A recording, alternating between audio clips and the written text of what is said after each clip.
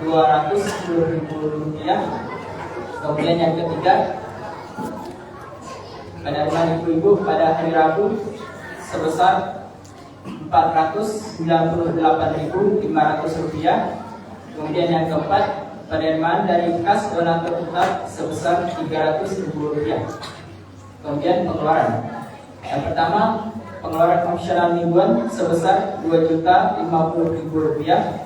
Yang kedua, perbaikan penunjang sarana dan prasarana masjid sebesar Rp500.000. Kemudian yang ketiga, konsumsi tukang dan operasional harian pembangunan kanopi dan gudang sebesar Rp525.000. Kemudian yang keempat, pembuatan papan struktural sebesar Rp630.000. Yang kelima, pembelian HDMI filter sebesar Rp246.000. Kemudian yang keenam, pemasangan WiFi Sonet 30 MB per second sebesar Rp46.000. Sisa infak hingga hari ini sebesar Rp11.433.500. Kemudian laporan kas anak yatim, saldo akhir sebesar Rp50.610.000. Yang pertama, pemasukan infak Jumat sebesar Rp629.000. Hingga sisa kas anak yatim hingga hari ini sebesar Rp51.239.000. Informasi tambahan, paket elang pembangunan gudang dan kanopi belakang Jumat lalu tanggal 17 Januari 2025 terkumpul sebanyak 135 paket. Penerimaan sampai hari ini tanggal 24 Januari 2025 sebanyak 83 paket. Hingga total terkumpul sebesar 223 paket. Insyaallah kami pengurus Masjid Besar Al-Azhar akan mengadakan peringatan Isra Mi'raj pada hari Kamis tanggal 30 Januari nanti. Bagi jamaah yang membawa handphone agar dapat dinonaktifkan demi kenyamanan kita bersama dan dapat mengisi soft-soft yang kosong berada di depan kita. Sekian, terima kasih. Assalamualaikum warahmatullahi wabarakatuh.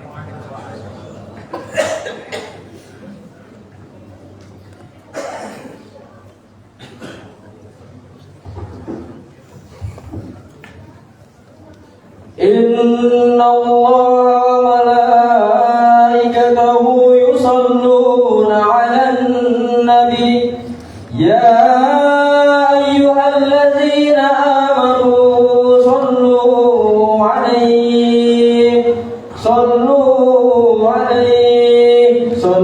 'alaihi wa sallimu taslima.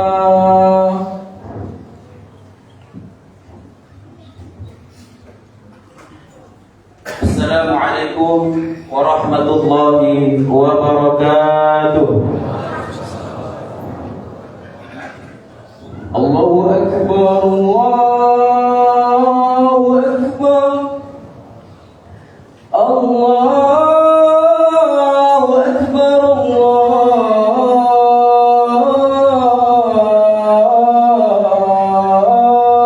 Allahu Akbar. Asyhadu an la ilaha illallah.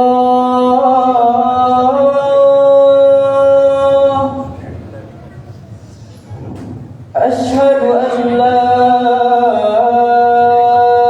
ilaha illallah.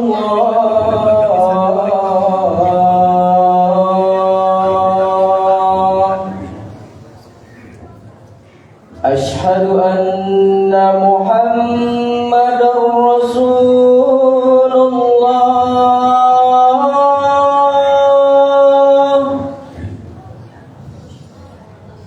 Asyhadu anna Muhammadar Rasulullah.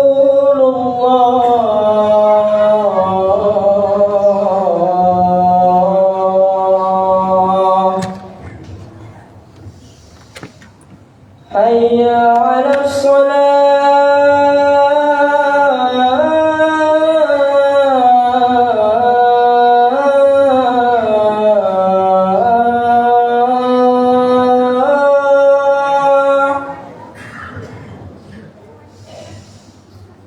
حي على الصلاة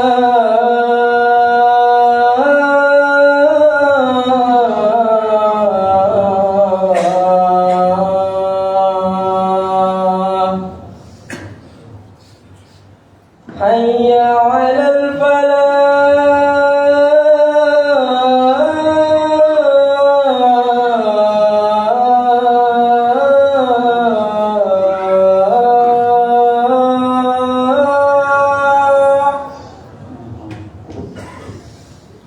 حي على الفلاح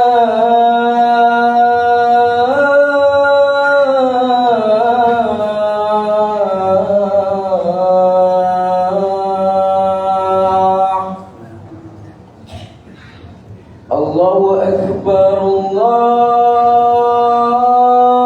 أكبر لا إله إلا الله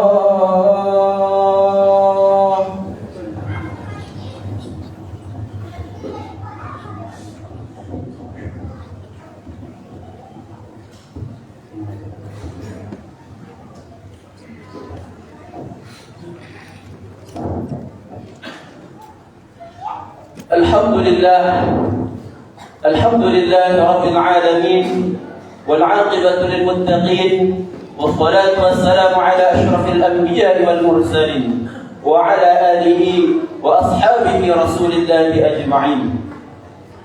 أشهد أن لا إله إلا الله وحده لا شريك له الملك الحق المبين وأشهد أن محمدا عبده ورسوله الصادق الوعد الآمين. اللهم صل وسلم وكرم وأنعم على سيدنا ونبينا وحبيبنا وشفيعنا وذخرنا ومولانا محمد وعلى آله وأصحابه ومن تبعهم بإحسان إلى يوم الدين. أما بعد فيا أيها الحاضرون أوصيكم بنفسي بتقوى الله فقد فاز المتقون. وقال الله تعالى في كتابه الكريم: أعوذ بالله من الشيطان الرجيم بسم الله الرحمن الرحيم يا أيها الذين آمنوا اتقوا الله حق تقاته ولا تموتن إلا وأنتم مسلمون. وقال أيضا يا أيها الذين آمنوا اجتنبوا كثيرا من الظن إن بعض الظن إثم ولا تجسسوا ولا يغتب بعضكم بعضا أيحب أحدكم أن يأكل لحم أخيه ميتا فكرهتموه واتقوا الله إن الله تواب رحيم. صدق الله العظيم. Ma'asyiral muslimin wa zumratal mu'minin rahimakumullah. Pertama dan yang paling utama, tidak ada kata lain yang pantas kita ucapkan, tidak ada kata lain yang layak diucapkan selain daripada ucapan syukur kepada Allah Subhanahu wa taala. Alhamdulillahirabbil alamin. Allah yang senantiasa melimpahkan nikmat-nikmatnya kepada kita. Tentunya nikmat tertinggi yang masih kita nikmati, nikmat yang masih kita rasakan pada siang hari yang berbahagia ini ialah nikmat iman, nikmat Islam, nikmat kesehatan, sehingga Allah masih memberikan kepada kita kesempatan untuk dapat bersama-sama berkumpul di hari yang baik, di bulan baik, di dalam majlis yang baik, di tempat yang baik. InsyaAllah perkumpulan ini adalah perkumpulan orang-orang baik.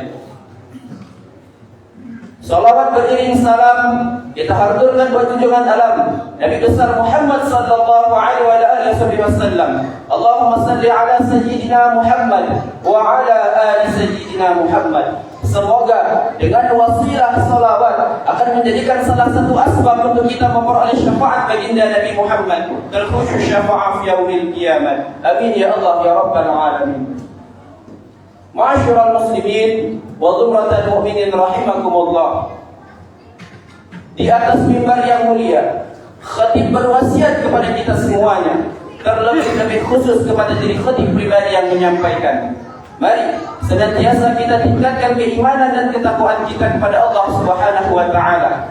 Takwa dalam arti kata, benar-benar kita menjalankan segala apa-apa yang sudah menjadi perintahnya, dan takwa dalam arti kata, benar-benar kita menjauhi segala apa-apa yang sudah menjadi larangannya.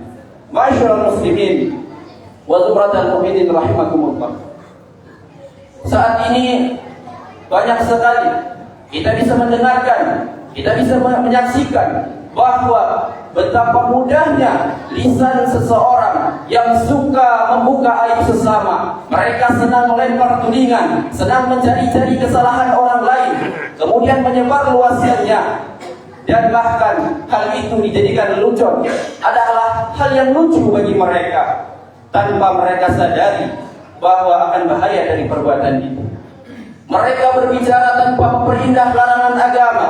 Mereka berbicara tanpa fakta bukti yang nyata. Mereka berbicara hanya menuruti hawa nafsunya saja, tanpa mereka sadari bahwasanya semua perkataan yang mereka ucapkan kelak akan dipertanggungjawabkan di hadapan Allah Subhanahu wa taala. Ma'asyiral muslimin wa zumratal mu'minin rahimakumullah. Salah satu penyakit lisan, salah satu bahayanya lisan yang sedang merebak luas dan hal itu dianggap sepele dan sudah menjadi hal biasa adalah tentang ghibah, tentang gosip, tentang orang yang senang mengumpat orang lain, yang dimana orang yang dibicarakan aibnya tidak hadir di hadapan penyebutnya, atau bisa dikatakan mereka membicarakan keburukan-keburukan orang lain di belakangnya. Dan hal ini terjadi di mana saja, di pasar, di warung, di halaman rumah, di tempat kerja, bahkan di masjid dan di mushola. Dan ironisnya lagi, hal ini sudah menjadi hal sepele, sudah menjadi hal biasa, sudah menjadi hidangan keseharian dalam pergaulan keseharian. Ma'asyiral muslimin wa zumratal mu'minin rahimakumullah. Profesor Dr. Buya Hamka berpendapat bahwa orang yang ghibah, orang yang gosip, orang yang senang mengumpat orang lain itu kerap kali menjadi mata rantai kemunafikan. Kenapa demikian? Coba kita perhatikan. Orang yang ghibah, orang yang gosip, orang yang mengumpat orang lain, mereka hanya berani berbicara di belakangnya saja. Mereka tidak berani berbicara di depan kepada orang yang bersangkutan. Justru mereka di depan luar biasa baiknya, di depan mereka luar biasa sopan dan santunnya, tetapi di belakang mereka justru membicarakan aib-aib orang lain. Mereka membicarakan keburukan-keburukan orang lain. Itulah mengapa mereka disebut dengan orang-orang yang munafik. Ma'asyiral muslimin wa zumratal mu'minin rahimakumullah. Juga tak kalah serunya yang saat ini banyak sekali kita bisa mendengarkan, kita bisa menyaksikan banyak sekali acara-acara infotainment yang dilain tentang ghibah, yang di dalamnya kerap kali menyebut-nyebut keburukan orang lain, yang di dalamnya kerap kali menyebutkan aib-aib orang lain. Betapa berbahayanya berghibah atau bergunjing, sampai Rasulullah SAW mengatakan di dalam hadis yang diriwayatkan oleh Imam Al-Baihaqi, begitu juga dikutip oleh Imam Al-Ghazali di dalam bukunya Ihya Ulumuddin, begitu juga dikutip oleh Said Hawa di dalam kitabnya Tazkiyatun Nafas. Dikatakan oleh Rasulullah SAW, begitu bahayanya ghibah tersebut, lebih besar dan lebih berbahaya daripada dosa zina. Namun bukan berarti kita menyepelekan dosa zina, tetapi ketika seseorang telah melakukan dosa zina, kemudian ia bertaubat dengan sebenar-benarnya taubat, taubatan nasuha, dalam arti kata dia tidak akan mengulangi perbuatan itu, maka sesungguhnya dosanya itu insyaallah akan diampuni oleh Allah Subhanahu wa taala. Namun berbeda halnya dengan dosa ghibah. Ketika seseorang telah bergunjing, seseorang telah mengumpat orang lain dalam kehidupan kesehariannya, mereka membicarakan keburukan-keburukan orang lain, maka sesungguhnya dua larangan, dua dosa yang telah dilakukan olehnya. Tentunya yang pertama, larangan Allah Subhanahu wa taala yang dia langgar. Sebagaimana dengan tegas Allah ingatkan kepada kita melalui firman-Nya di dalam Al-Qur'an surah ke-49 ayat 12 yang telah dibacakan oleh khatib di awal khutbah. Ya ayyuhalladzina amanu jtanibu katsiran minadh-dhanni inna ba'dadh-dhanni itsm. Wahai orang-orang yang beriman, jauhilah oleh kalian prasangka, karena sebagian prasangka itu termasuk dosa. Wala tajassasu wala yaghtab ba'dukum ba'dha. Dan jangan ada di antara kamu yang suka mencari-cari kesalahan orang lain. Jangan ada di antara kalian yang sedang menggunjing satu sama lain. Ayuhibbu ahadukum an ya'kula lahma akhihi maitan fakarihtumuh. Apakah ada di antara kalian yang suka memakan bangkai daging saudara yang sudah mati? Tentu kamu membencinya. Wattaqullah innallaha tawwabur rahim. Dan bertakwalah kepada Allah, sesungguhnya Allah Maha penerima taubat lagi Maha Penyayang. Yang kedua, ketika seseorang sekalipun telah bertaubat kepada Allah Subhanahu wa taala, diampuni dosa-dosanya oleh Allah Subhanahu wa taala karena telah melanggar ayat ini. Hal kedua, hal terberat yang dilakukan oleh orang yang berghibah adalah mereka telah menyakiti hati saudara. Maka oleh sebab itu, sekalipun ia telah bertaubat kepada Allah, diampuni dosanya oleh Allah, tetapi dia belum meminta maaf kepada orang yang dia gunjing, maka sesungguhnya disitulah dosa-dosanya belum terselesaikan. Ma'asyiral muslimin wa zumratal mu'minin rahimakumullah. Dari diriwayatkan oleh Ibnu Munzir yang bersumber daripada Ibnu Jurayj berkenaan dengan turunnya ayat ini, itu ada satu peristiwa. Salah seorang sahabat Rasulullah sallallahu alaihi wasallam yang bernama Salman Al-Farisi, yang manakala ketika Salman Al-Farisi ini selesai makan, ia suka langsung tidur dan mendengkur. Pada waktu itu ada seorang yang menyampaikan keburukan Salman Al-Farisi kepada orang lain. Maka turunlah firman Allah surah ke-49 ayat 12 yang di dalamnya dengan tegas melarang kita, orang-orang yang beriman, melarang hamba-hamba Allah untuk jangan sampai kita senang mengumpat, menyampaikan aib-aib orang lain. Selaras dengan larangan Allah Subhanahu wa taala, Rasulullah sallallahu alaihi wasallam juga memberi peringatan kepada kita melalui hadisnya yang diriwayatkan oleh Imam Bukhari, yang artinya, jauhilah oleh kalian prasangka, sebab prasangka adalah ungkapan yang paling dusta. Jauhilah oleh kalian, jangan sampai kalian senang mencari-cari aib orang lain, dan jangan sampai kalian saling membenci. Jadilah kalian orang-orang yang bersaudara. Hadis riwayat Imam Bukhari. Ma'asyiral muslimin wa zumratal mu'minin rahimakumullah. Dari menurut Al-Fairuz Abadi di dalam Al-Qamus Al-Muhit, secara bahasa aib itu bermakna cacat atau kekurangan. Bentuk jamaknya adalah uyub. Sementara sesuatu yang memiliki aib dalam bahasa Arab disebut dengan ma'ib. Sementara itu di dalam kitab Abdul Al-Mukhtar Al-Hasbaki dijelaskan bahwa sebagian daripada ulama yang bermazhab Hanafi menjelaskan pengertian aib itu adalah suatu bagian yang tidak ada dari asal penciptaannya, dan hal itu dianggap sebagai bentuk kekurangan. Ma'asyiral muslimin wa zumratal mu'minin rahimakumullah. Secara psikologi, jika kita mendengarkan suatu informasi dari orang lain, kita mendapatkan berita dari orang lain, kemudian informasi itu membuat hati kita merasa tidak enak, maka hal itu dapat disebutkan dengan aib. Aib itu dapat berupa peristiwa, keadaan, ataupun suatu penjelasan. Seringkali kita tanpa sadar kita mengumbarkan aib diri kita sendiri, mengumbarkan aib orang lain, bahkan diviralkan dalam hitungan detik, dalam hitungan menit. Di zaman yang canggih ini kita bisa memviralkan aib-aib orang lain di berbagai media massa, di berbagai media sosial. Aib itu berupa celah atau kondisi seseorang yang buruk terhadapnya, yang apabila diketahui oleh orang lain dia akan merasa malu, yang membawa dampak efek negatif, membawa dampak psikologi negatif, yang membuat mereka merasa terzolimi, yang membuat mereka merasa disudutkan, yang membuat mereka merasa dilemahkan jati dirinya. Ma'asyiral muslimin wa zumratal mu'minin rahimakumullah. Aib itu ada namanya aib khalqiyah. Kemudian ada namanya aib khuluqiyah. Aib khuluqiyah itu adalah aib yang sifatnya kontradiktif, yang berkaitan dengan kondisi fisik tubuh seseorang. Sementara aib khuluqiyah itu adalah aib yang sifatnya fi'liyah, perbuatan, sikap seseorang.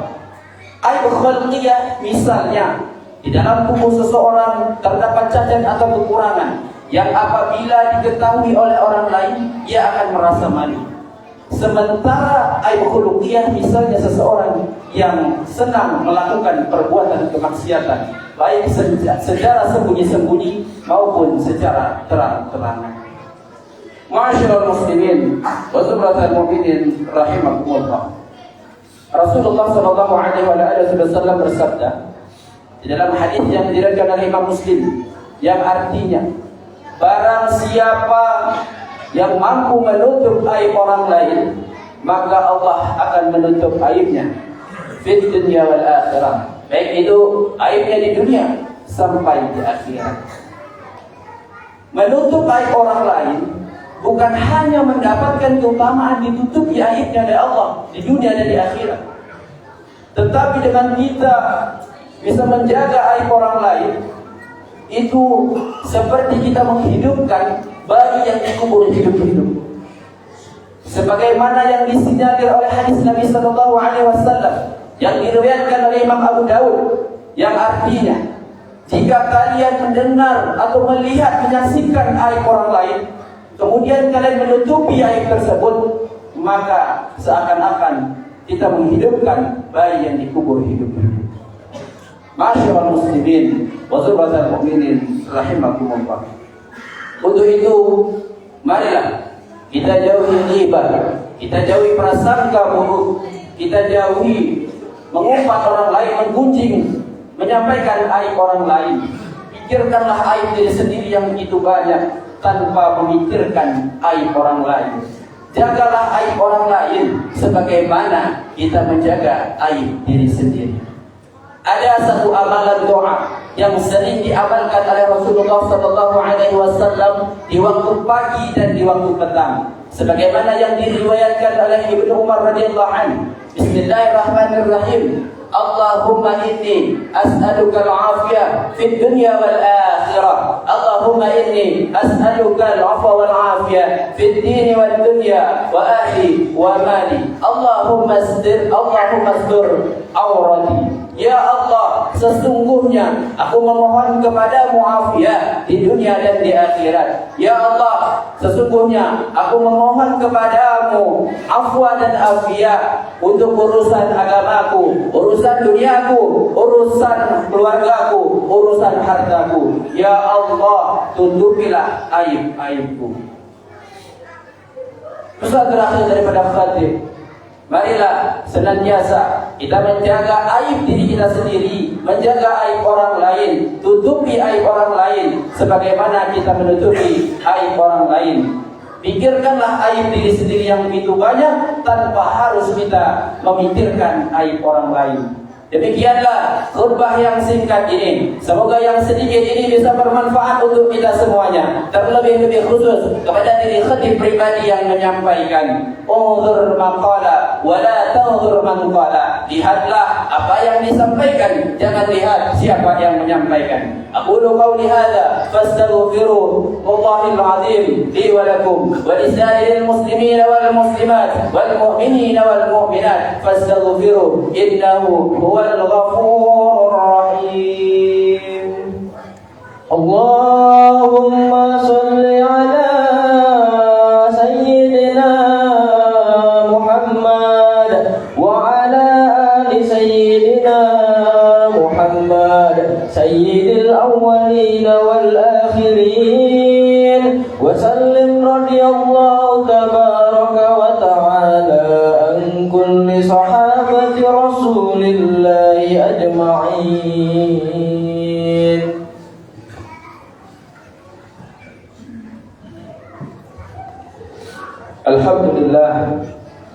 Alhamdulillah wa kafa wa usalli wa usallim ala sayyidil mustafa وعلى آله وأصحابه أهل الوفا.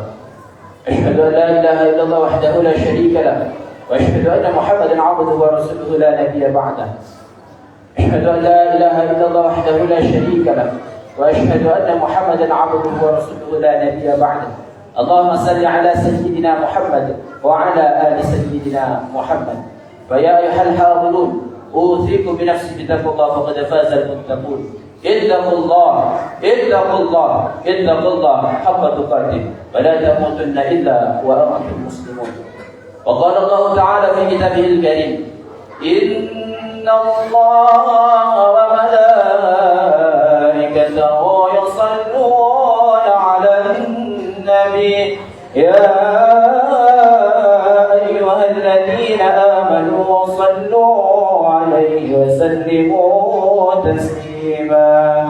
اللهم صل على سيدنا محمد وعلى آل سيدنا محمد كما صليت على سيدنا إبراهيم وعلى آل سيدنا إبراهيم، وبارك على سيدنا محمد وعلى آل سيدنا محمد كما باركت على سيدنا إبراهيم وعلى آل سيدنا إبراهيم في العالمين إنك حميد مجيد. اللهم اغفر للمسلمين والمسلمات والمؤمنين والمؤمنات الأحياء منهم والأموات، وتابع بيننا وبينهم بالخيرات. رب اغفر وارحم وأنت خير الراحمين. اللهم إنا نسألك العافية في الدنيا والآخرة. اللهم إنا نسألك العفو والعافية في الدين والدنيا والآخرة. اللهم بارك لنا في رجب وشعبان وبلغنا رمضان.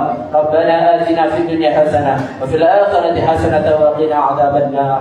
عباد الله، إن الله يأمر بالعدل والإحسان وإيتاء ذي القربى وينهى عن الفحشاء والمنكر والبغي يعظكم لعلكم تذكرون. فاذكروا الله العظيم يذكركم ولذكر الله أكبر. أقيموا الصلاة.